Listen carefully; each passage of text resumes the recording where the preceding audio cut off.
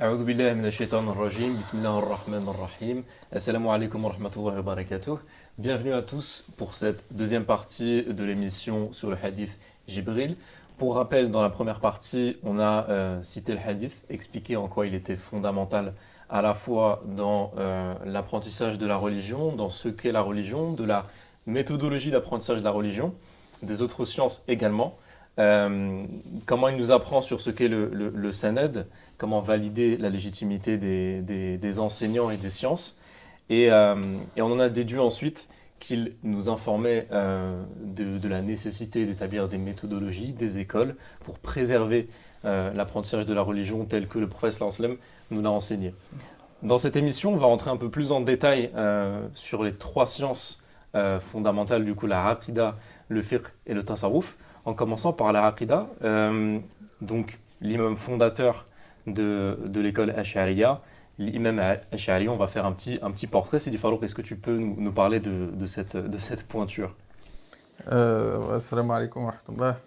Oui, donc alors, un des principaux noms justement de la Aqida, comme il est connu donc, de la Sunna, eh bien, c'est l'imam Abul Hassan al-Ash'ari, qui est un imam du Salaf Salih, justement, c'est un Salaf Salih, il est des 3 premiers siècles de l'islam, né en 260 de l'Hégire et mort en 324.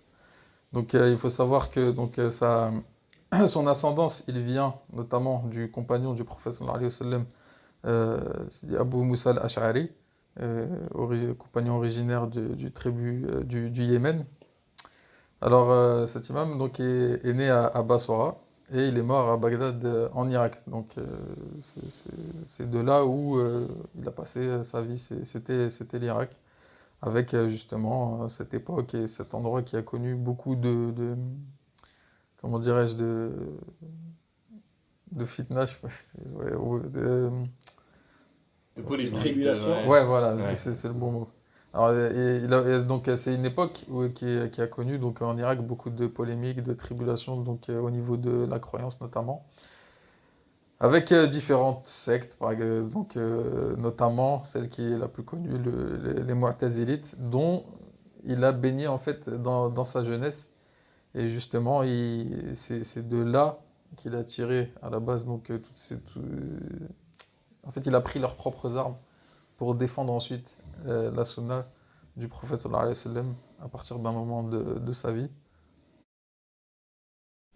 Oui, effectivement, c'est le genre comme tu viens de le dire. Effectivement, déjà, il faut rappeler un point important, c'est que quand on dit al-Ash'ari, on dit Ahlus Sunnah wal Jama'a, ni plus ni moins. Ahlus Sunnah wal Jama'a, Ahlus Sunnah, les gens de la Sunna, ce sont d'abord une conception liée à la croyance, à la aqidah. Ce n'est pas une conception liée à la base au fiqh. Puisque le fiqh, c'est une question, c'est au domaine dans lequel on accepte de grandes divergences. Alors que ce n'est pas le cas pour la aqidah, où effectivement, Allah, la première chose qu'il a enjoint au prophète, c'est an aqimuddin, donc établissez cette croyance, et n'en faites pas un sujet de divergence, ou ne divergez pas dessus. C'est-à-dire que sur la aqidah, les divergences fondamentales ne sont pas acceptables, elles ne sont pas acceptées. Donc quand on parle de Ahlus Sunnah wal Jama'a, ce sont ceux qui sont sur la croyance authentique du prophète alayhi salatu wassalam, et donc la croyance authentique qu'ont eu tous les prophètes, depuis le premier, c'est Adam, jusqu'au dernier, c'est Mohammed alayhi salatu wassalam.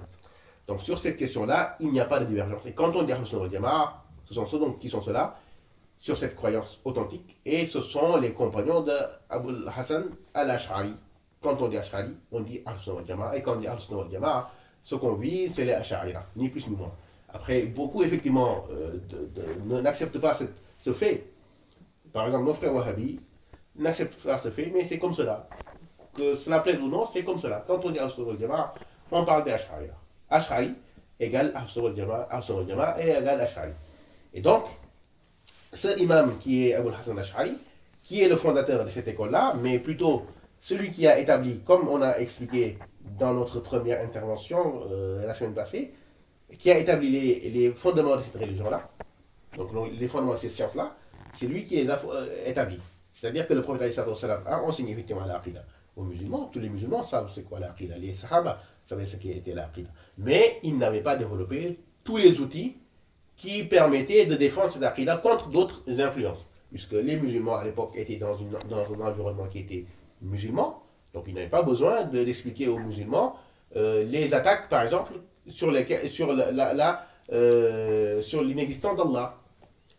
Allah, dans le Coran, a effectivement ramené des arguments pour défendre le fait qu'il n'y ait qu'un seul Dieu unique. Pourquoi? Parce qu'effectivement, l'environnement dans lequel le Coran est descendu, c'est un environnement de polythéistes.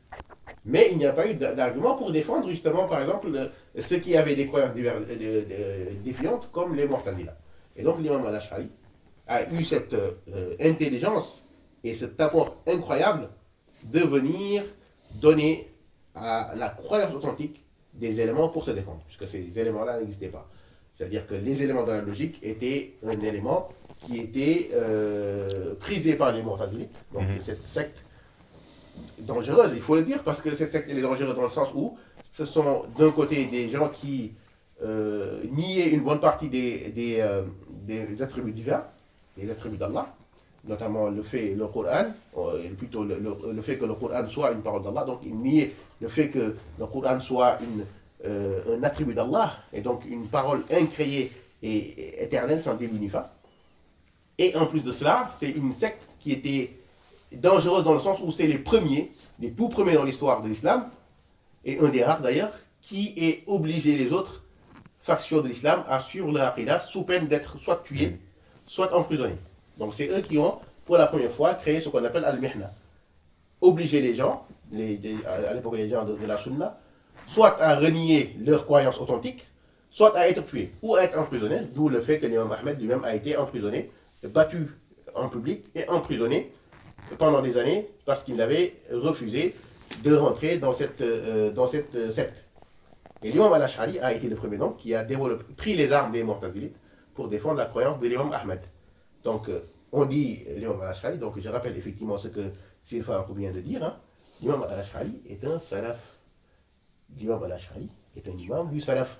Donc ceux qui veulent suivre un salaf, à savoir une croyance héritée du salaf, le seul que vous avez actuellement, à part l'imam al-Maturidi, le seul que vous avez, à part al-Tahawi, c'est l'imam al-Ash'ari, en réalité.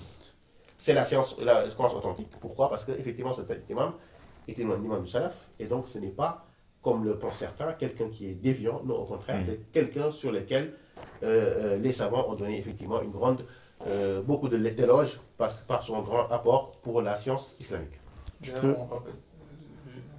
Oui, excuse-moi, je peux c'est pas intervenir, c'est pour aussi ne pas nier historiquement, on parle aussi des Mu'tazilites.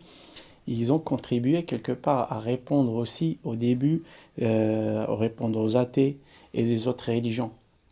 Parce que l'islam, il a grandi, il y a beaucoup de gens qui ont embrassé l'islam avec d'autres croyances, d'autres convictions. Et ce qu'ils disent historiquement, après vous pouvez confirmer ou non, ils disent que les premiers qu'ils ont utilisé l'aql ou le-naql, mais pas trop, plutôt plus le naql que l'aql. Pour les auditeurs, l'aql-naql, comment est-ce qu'on pourrait traduire la raison et le texte. Et le texte. Bon. Et c'était les Mu'tazilites. Mais après les Mu'tazilites, tellement l'être humain avec toutes les convictions, tu peux pas que suivre le naql si tu n'as pas l'aql. Et c'est ainsi que l'apparence de l'Ash'ari, c'est l'Ash'ari qui a baigné aussi, qui a pris les outils de al-naql, mais après il a développé aussi l'aql, et après il a développé ce qu'on appelle l'aqid al-Ash'ari, que l'aqid al-Ash'ari, ça fait pas référence à l'imam al-Ash'ari, mais à 12 siècles. À la méthodologie à 12 siècles aussi, tous les imams, tous les brillants imams qui ont passé leur vie à étudier. C'est pour ça que quand on fait référence, c'est qu'on fait référence à tous ces éminents imams. Voilà, c'est ce que je voulais... Sidi Farrokh, tu voulais rajouter sur le sujet? Oui, en fait, justement, par rapport à l'imam al-Ash'ari, quand on dit donc Ash'ari, c'est pas quelque chose en dehors de quelque chose, c'est comme si c'est une méthodologie. Donc là, comme il a été dit, c'est comme si en fait on disait le Coran selon Warsh, en fait c'est l'imam Warsh qui a fait le Coran Donc c'est ce même genre de choses, ou hafs, enfin, c'est une méthodologie. Le Coran en lui-même, c'est le Coran. La croyance musulmane, c'est la croyance musulmane. C'est juste une méthodologie pour amener les gens à comprendre ce qu'est donc une croyance correcte selon la raison. Et donc, comme il a été dit par rapport au texte et à la raison, le vrai point, donc justement, qui change tout, en fait, entre Al-Sunnah et donc le Mu'tazila, c'est que Al-Sunnah se soumet au texte sacré et donc après appuie avec la raison ce texte sacré. Or, le Mu'tazila, ils ont fait l'inverse. Ils ont dit, donc, la raison, on va tordre le texte sacré dans certains endroits pour le faire aller avec la raison, parce que sinon, si notre raison ne l'accepte pas, eh bien, c'est que ça ne peut pas être.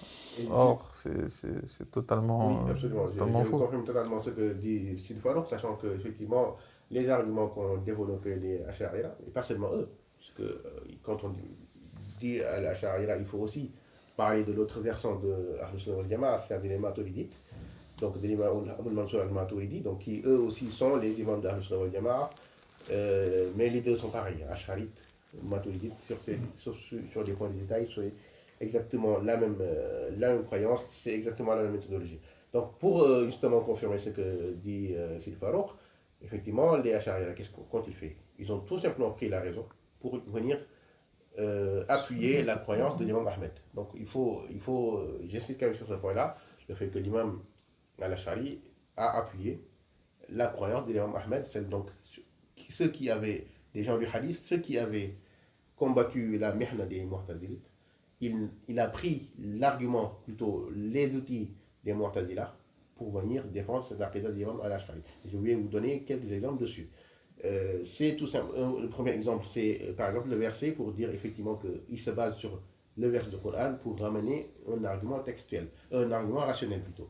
Allah il dit dans le Coran أَوَلَمْ يَنْظُرُوا فِي مَلَكُوتِ السَّمَاوَاتِ وَالْأَرْضِ وَمَا خَلَقَ اللَّهُ مِنْ شَيْءٍ وَعَسَىٰ أَنْ يَكُونَ قَدِ اقْتَرَبَ أَجَلُهُم. Donc Allah il dit dans ce verset-là, qu'est-ce que les hommes n'ont pas regardé dans le royaume des cieux et de la terre, ainsi que ce qu'Allah a créé, et il se peut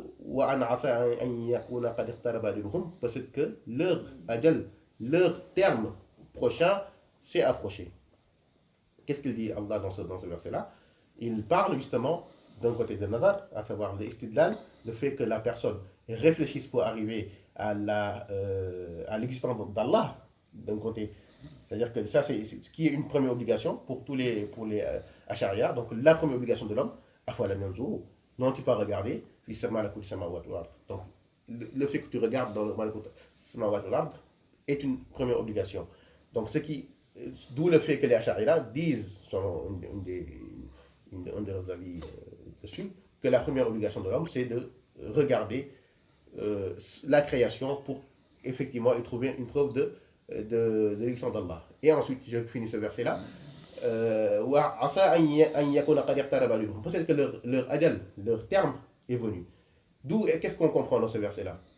Donc, d'où le verset, il donne une parole d'Allah, mais qu'est-ce qu'on en comprend rationnellement? C'est tout simplement que quand tu regardes ce monde, le fait que son ajal va venir, son terme va venir, montre que ce monde est créé.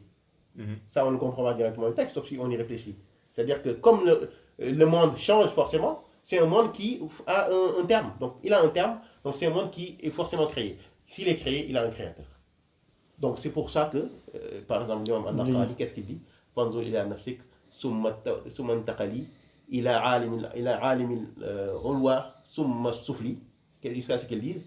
Wa kullu man jada ali adam, ali qatan yastahil al-qidam. Donc, il dit, l'imam al-Naqali, dans un des textes des Ash'ariyya, que toi, regarde sur toi-même et regarde le monde qui t'entoure et sache donc pour cela que kullu man jada ali adam, toute chose dont l'inexistence est possible, donc qui peut être existant et ne plus être existant après, sache que le fait qu'il soit prééternel est impossible. Donc ils ont pris ce verset-là, ce verset qui donne deux choses obligatoires, Nazar, le fait de réfléchir sur la création, et le fait que le monde a un terme, donc forcément est créé, pour dire que, effectivement, ce monde est un monde qui a un créateur.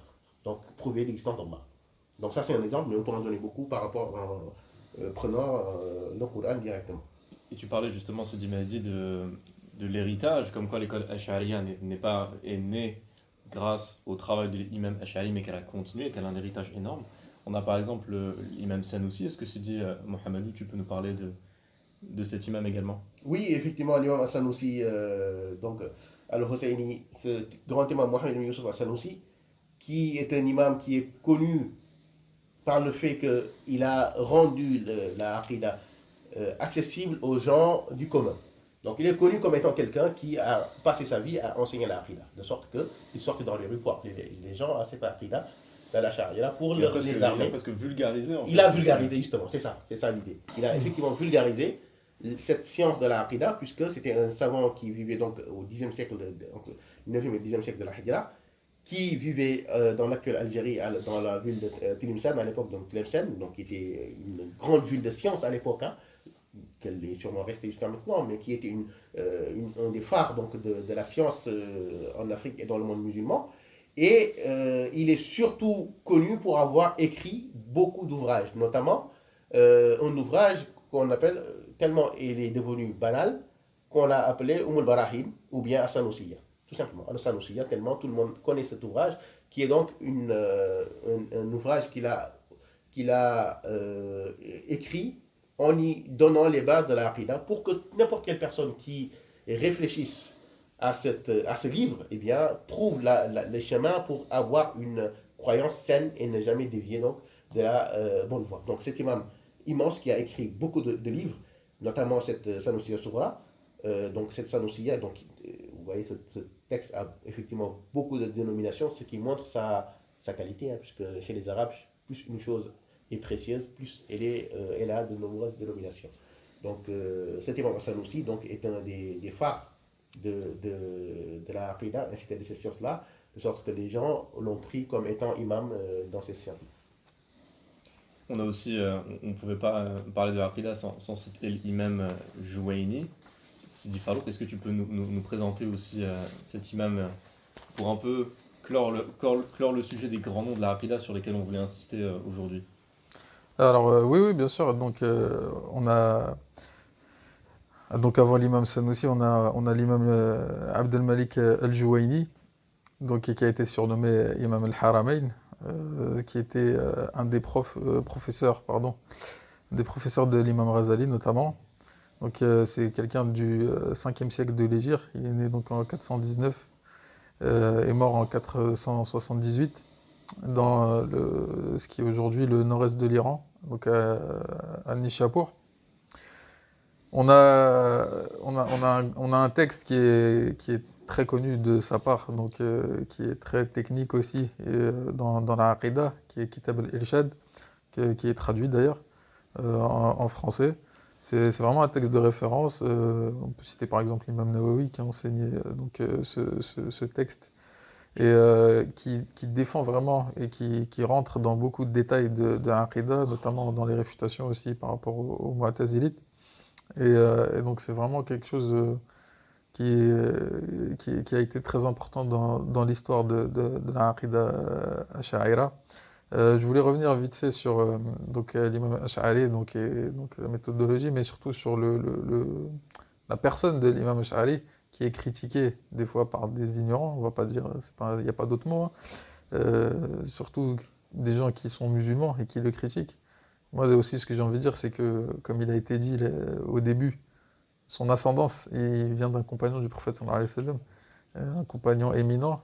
Donc, mais toi qui le critiques, en fait, qui es-tu? Je ne sais pas. Et juste pour rebondir sur ça, c'est différent. Par rapport à cette ascendance, à l'imam Abu Musa al-Ash'ari, le prophète alayhi salam, il a dit dans le hadith qu'a rapporté plutôt Al-Hakim al-Naysaburi dans son Mustadrak, que quand Allah a descendu le verset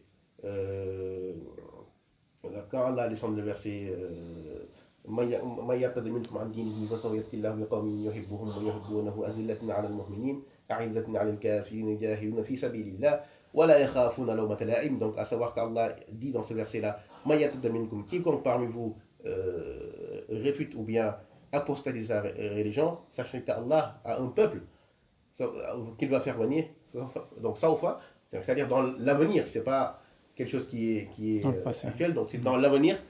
Yuhibbuhum, un peuple de gens qui l'aiment et que eux aiment. Donc Allah il les aime, et eux ils aiment Allah. Azilatun ala al-mu'minin, qui sont très humiliés devant les musulmans, à savoir qui sont doux avec les musulmans, Azilatun ala al-kafirin, mais plutôt et très durs envers ceux qui ne sont pas musulmans, donc dans le sens de ceux qui combattent l'islam, yujahiduna fi sabilillah, et donc qui vont faire des efforts dans le chemin d'Allah, sans craindre la parole d'aucune ou bien le blâme d'aucun blâmeur. Et donc, quand ce verset est descendu, le prophète a désigné Abu Moussa al-Ash'ari en lui disant ceux-là, ce sont de ton peuple. Donc, à savoir Abu Moussa al-Ash'ari, ceux-là, ce sont ton peuple. Et l'imam al-Qushayri, dans le tafsir qu'il a fait, lui, de ce verset, en disant effectivement, cela, il n'est pas exclu que les descendants de Abu Moussa al-Ash'ari dont il parlait sont les suiveurs de Abu Hassan al-Ash'ari. Donc à savoir que ce sont ce peuple-là dont éventuellement Allah a parlé dans ce verset-là, et Al-Qurtubi lui-même rapporte cette parole de l'imam al-Qushayri et l'endosse, on peut dire qu'il endosse cette interprétation de ce verset-là. Écoute, Voilà. C'est ce que je voulais rajouter par rapport à ce que Sidi Farouk vient de dire. écoutez, merci beaucoup. En tout cas, sur la Aqida, on a à peu près dégrossi le sujet. C'est un très grand sujet. Sidi Farouk, tu disais bien que le rôle de cette science est de préserver la croyance des gens du commun. Mais en tant que musulman, entre guillemets, lambda, qui veut du coup connaître son Seigneur, savoir qui il est et quelles sont la croyance à avoir, est-ce que c'est ce chemin qu'il faut chercher? Est-ce qu'il faut rentrer dans cette science-là, essayer de la comprendre pour l'appliquer, ou est-ce qu'il y a peut-être un autre chemin? Comment s'y prendre en fait pour le musulman commun par rapport à cela? Alors en fait, c'est-à-dire la croyance, comme on a dit, et comme il a été cité par exemple sur la Sanoussia, en fait, vulgariser un petit peu donc, la croyance pour l'expliquer au plus grand nombre. C'est justement pour quand on n'a pas la chance à ce moment-là, en fait, d'atteindre, comme il a été dit tout à l'heure par l'imam Razali, donc la contemplation de la lumière de la foi. Mais sinon, c'est ça le chemin à suivre. D'ailleurs, j'invite tout le monde à lire le livre de l'imam Razali sur ce sujet qui est Al-Muntrin min ad-Dalal, qui est traduit par La délivrance de l'erreur. Donc, c'est ce chemin-là qui doit être suivi. C'est ce chemin-là que le musulman doit s'efforcer de demander à Allah justement de le guider à lui pour que justement sa foi soit pleine et complète. Mais la aqidah, si on veut, de toute façon le mot il vient de le uqda, donc c'est comme un nœud, c'est comme si en fait on attachait le cœur du musulman à quelque chose de saint et de l'accrocher en fait au nœud de l'islam en fait. Et c'est de là pourquoi on a ce mot-là de aqidah, il est pour ça. Il est pour attacher, comme nouer quelque chose et attacher le musulman donc à la communauté, à la bonne croyance, justement pour avoir la base et le minimum et pour ne pas s'égarer justement dans les mers des ténèbres, des déviances doctrinales qu'on peut trouver justement par la passion de l'homme parce qu'il pense à ceci ou cela. Or Allah a fait descendre quelque chose et c'est ça qu'il faut suivre. Et justement la aqidah elle est là pour ça, et elle est justifiée. Et il faut lire en fait, il faut se renseigner sur l'histoire musulmane, c'est très important. Et donc pour terminer en fait, par rapport à donc le cheminement normalement que le musulman ensuite doit avoir, en plus de la base de l'Aqidah, donc j'ai envie de citer donc, un passage de la lettre aux disciples de l'imam Razali, donc, qui dit concernant le cheminement vers Dieu. Donc je cite, sache qu'à celui qui chemine vers Dieu, il est nécessaire d'avoir un maître confirmé pour le guider et l'éduquer, et qui par son éducation le débarrassera de ses mauvaises habitudes et lui inculquera un meilleur caractère. Donc là on voit bien que pour cheminer, il faut un maître donc, confirmé à ce niveau-là. Mais ça c'est justement un autre sujet qu'on abordera un peu plus tard, je pense.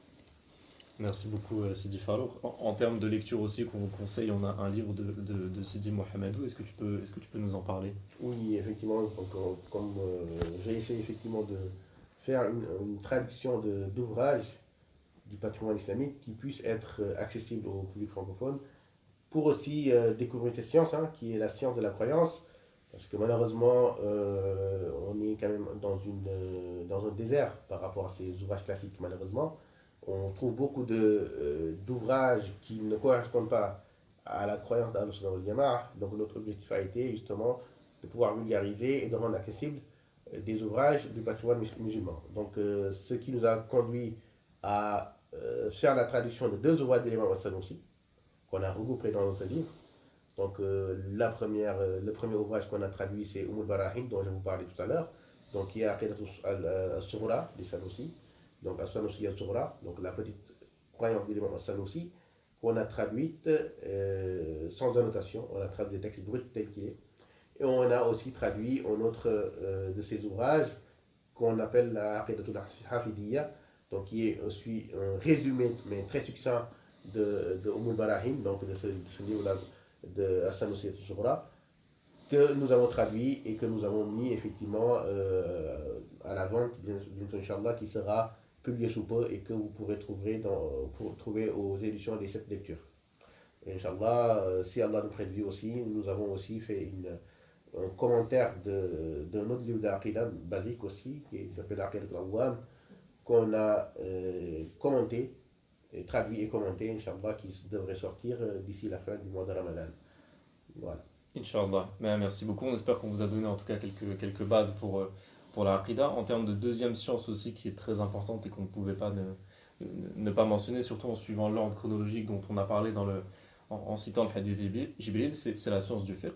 Sidi Mohamed, est-ce que tu peux nous parler du coup du contexte historique de cette science et de comment on est arrivé aujourd'hui à avoir les 4 écoles qu'on nous connaît tous, au moins de nom? Donc, les écoles de fiqh, donc de jurisprudence musulmane, aujourd'hui les plus connues, elles sont au nombre de 4.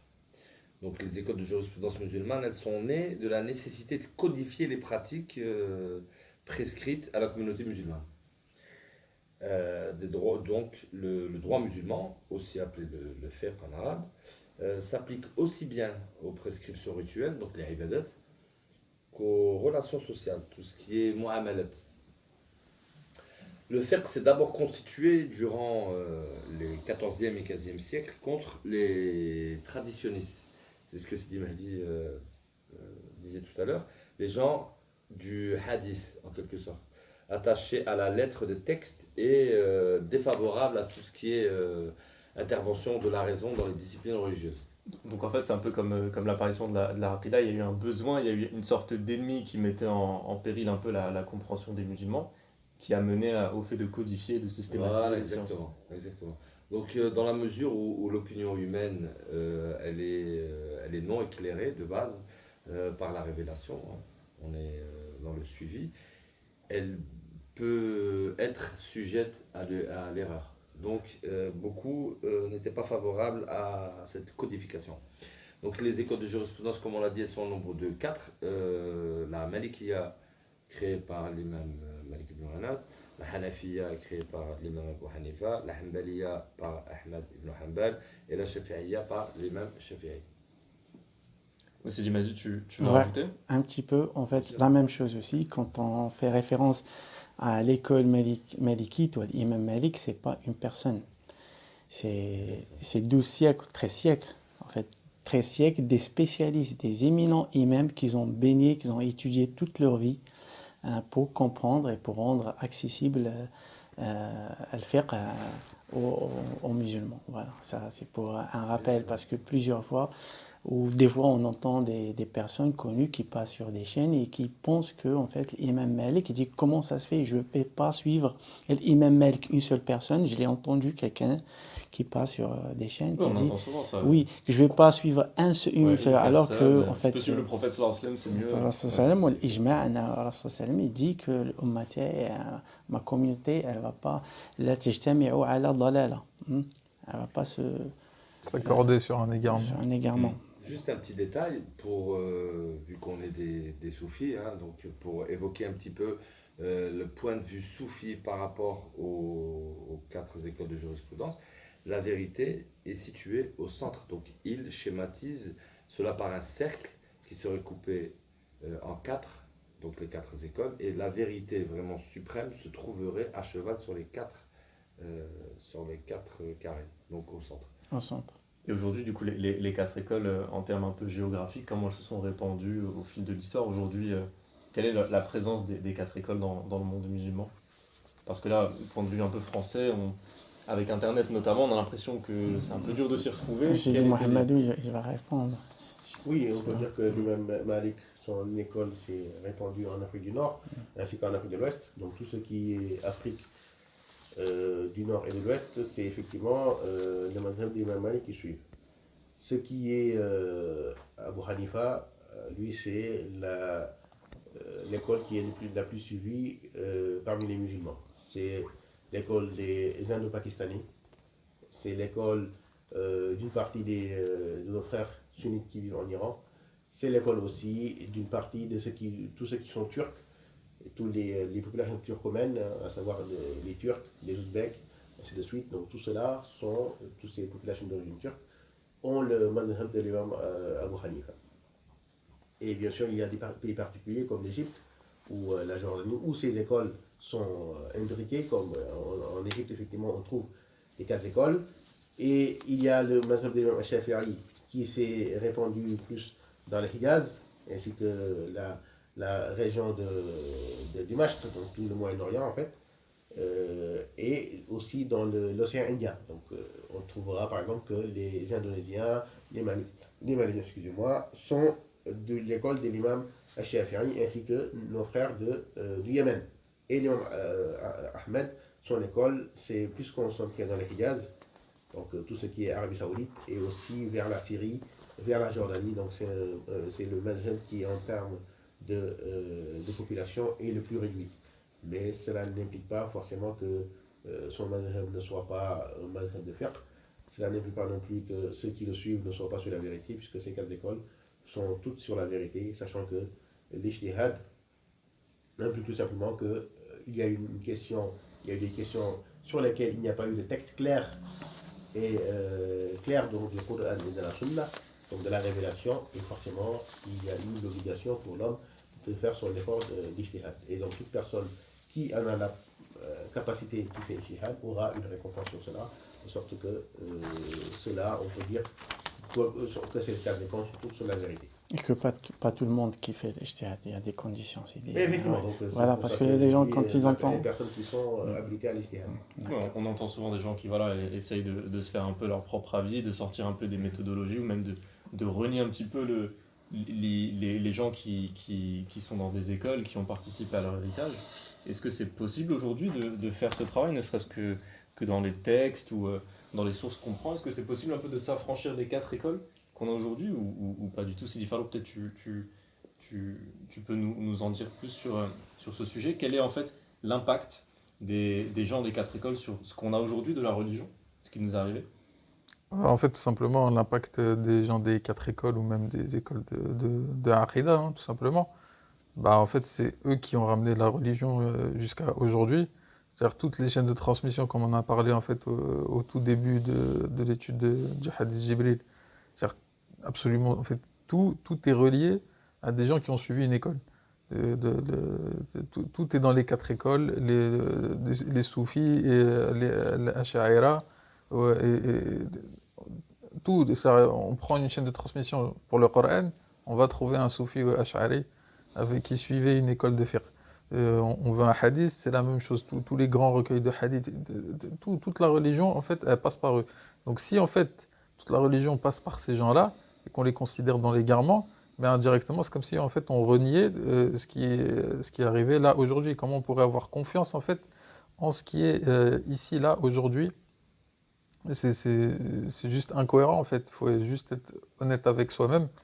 C'est pas possible de renier tout cet héritage et venir en fait dire non, en fait vous êtes tous trompés, en fait maintenant c'est ça la religion et c'est pas autre chose, Alors que celui qui lui a ramené ce qu'il est en train de lire, et ben en fait, il n'est pas du tout d'accord avec ce que cette personne est en train de dire. Donc, il faut un peu d'honnêteté intellectuelle, je pense, et revenir en fait, c'est l'histoire qui compte, et dans toutes les sciences, hein, en aqida, en fiqh ou tasawwuf, il faut revenir à ce qui a été dit avant, et ce qui a été écrit, et alhamdoulilah, toutes les sources elles sont là, elles sont disponibles, il y a beaucoup de choses traduites même en français pour ceux qui veulent. Donc moi, c'est ce que j'ai à dire un peu sur ce sujet. On peut citer voilà, toutes les références qu'on lit à droite à gauche, l'imam Nawawi, l'imam Ibn Hajar Asqalani, même par leurs détracteurs, ils sont obligés de les citer et de dire ils se sont trompés. Bon, après, voilà, hein, chacun voit avec lui-même. Je pense que c'est limpide pour tout le monde et merci. Donc en termes justement de référence, on va rentrer un peu plus dans le portrait des fondateurs, donc notamment de l'imam Malik, mais ce sera peut-être pour une troisième partie de l'émission. Puis ensuite, sur la troisième et dernière science fondatrice, le tasawwuf, on va aussi rentrer là dans le détail. Salam alaikum wa rahmatullahi wa barakatuh.